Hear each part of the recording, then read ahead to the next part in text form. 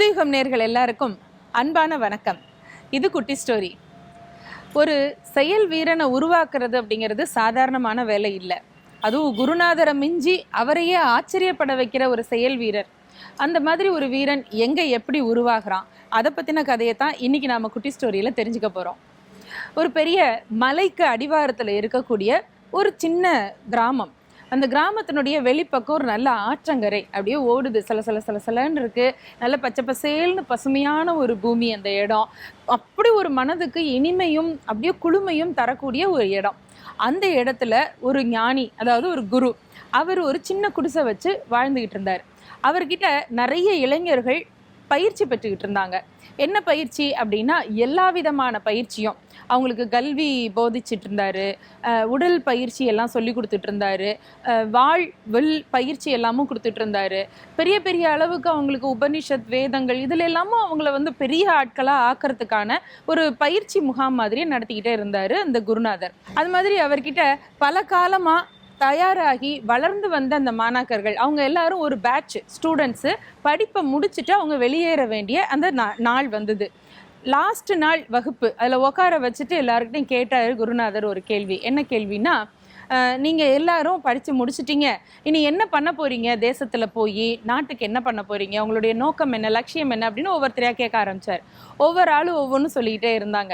அப்படி சொல்கிற போது ஒருத்தர், நான் போய் நல்ல விதமாக எங்கள் அப்பாவோட சொத்துக்களை எல்லாம் பாதுகாத்தா போதும் குருநாதரே அப்படின்னா ஒருத்தன். இன்னொருத்தன், நான் கல்யாணம் பண்ணி சந்தோஷமாக குடும்பம் குழந்தைன்னு செட்டில் ஆகிடுவேன் அப்படின்னா ஒருத்தன். இன்னொருத்தன் சொன்னான், நான் எந்த தேசமெல்லாம் உலகத்தில் இருக்கோ எல்லாத்துக்கும் போவேன், எவ்வளவுக்கு எவ்வளவு பணம் சம்பாதிக்க முடியுமோ அவ்வளோக்குள்ள பணம் சம்பாதிக்க போகிறேன் அப்படின்னா ஒருத்தன். இப்படி ஒவ்வொருத்தரும் அவங்களுடைய லட்சியத்தை சொல்லிக்கிட்டே வந்துட்டு இருந்தாங்க. கடைசியா ஒரே ஒரு அந்த மாணவன் கிட்ட குருநாதர் கேட்டாரு, உனக்கு என்னப்பா லட்சியம் அப்படின்னு.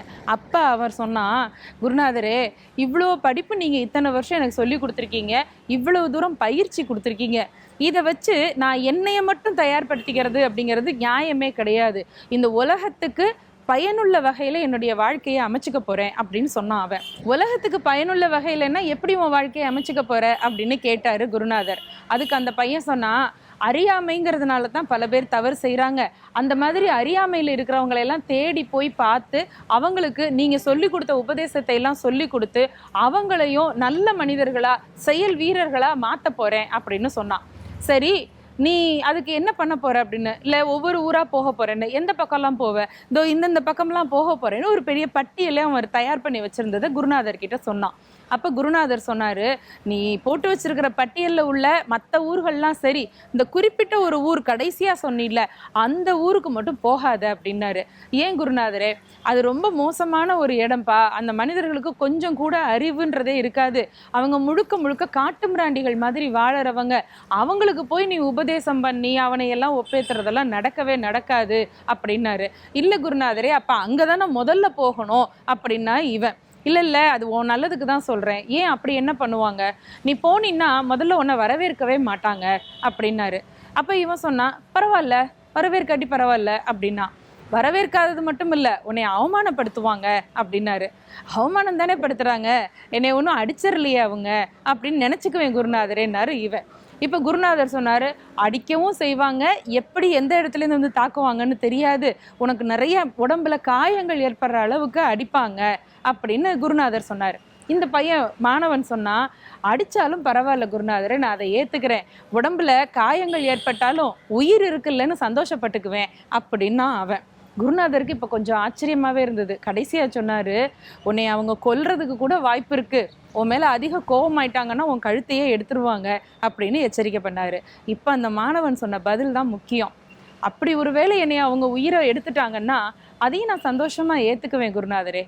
குருநாதர் சொன்னார், என்னது உன் உயிரையே எடுத்தால் கூட பரவாயில்லையா அப்படின்னாரு. அதுக்கு அந்த இளைஞன் பதில் சொன்னான், பரவாயில்ல குருநாதரே, அவங்க என்னை ஒருவேளை கொன்னுட்டாங்கன்னா இந்த உலகம் என்கின்ற சிறை வாழ்க்கையிலேருந்து எனக்கு பெரிய விடுதலை கொடுத்துட்டாங்கன்னு சந்தோஷமாக அந்த மரணத்தை ஏற்றுக்குவேன் அப்படின்னா. அப்போ அவன் மீண்டும் சொன்னான் பாருங்க ஒரு வார்த்தை, நம்மளுடைய லட்சியத்தை நிறைவேற்றுற பாதையில் ஒரே ஒரு நாள் ஒரு நேரம் நாம் சரியாக செயல்பட்டு அதன் மூலமாக நமக்கு பரிசு கிடைச்சாலும் சந்தோஷம்தான், அல்லது மரணம் கிடைச்சாலும் சந்தோஷம்தான், எதுவாக இருந்தாலும் அதை மனப்பூர்வமாக ஏற்றுக்கிறதுக்கு நான் தயாராக இருக்கேன் அப்படின்னு அந்த இளைஞன் சொன்னான். குருநாதர் மனசுக்குள்ள பூரிப்பு அடைந்தார். ஏன்னா நாம எத்தனையோ மாணவர்களை உருவாக்கினாலும் கூட இவன் ஒருத்தன் தான் செயல் வீரன் அப்படின்னு மனசுக்குள்ள சந்தோஷப்பட்டு அவனை ஆற தழுவி தோல்ல தட்டி கொடுத்து, நீ உலகத்துல எந்த மூலைக்கும் போகலாம், எந்த தேசத்துக்கும் போகலாம், எப்பேற்பட்ட காட்டுமிராண்டி மனிதர்கள் கூட உன்னைய ஒண்ணுமே செய்ய முடியாது, உன்னுடைய அறிவும் திறமையும் சாமர்த்தியமும் உலகத்தை அன்பா பார்க்குற அந்த நோக்கமும் பண்பும் உன்னை எப்பவும் பாதுகாக்கும் அப்படின்னு சொல்லி ஆசீர்வாதம் பண்ணி அவனை அனுப்பிச்சு வச்சார். சிந்திக்கலாமா? நன்றி.